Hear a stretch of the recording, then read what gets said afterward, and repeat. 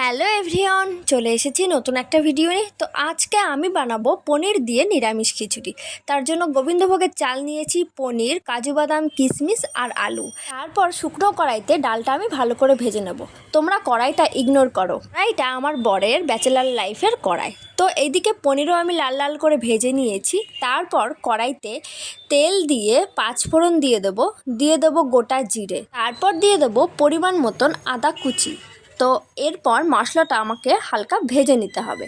ভাজার পরে আমি দিয়েছিলাম গুঁড়ো মশলা, তো জিরার গুঁড়ো দিয়েছিলাম, তোমরা চাইলে অন্য কোনো মশলাও দিতে পারো। তারপর চাল আমি ধুয়ে জল ঝরতে দিয়েছিলাম, সেই চালটাই আমি দিয়ে দেবো।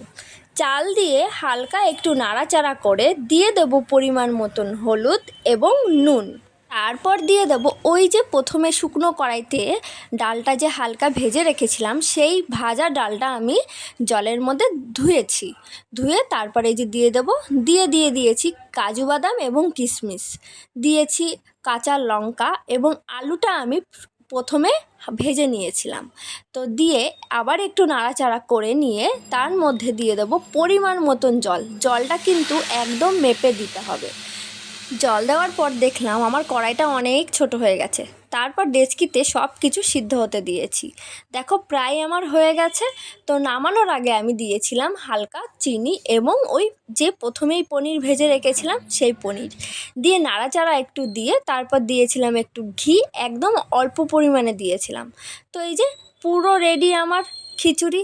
Tata, thanks for watching.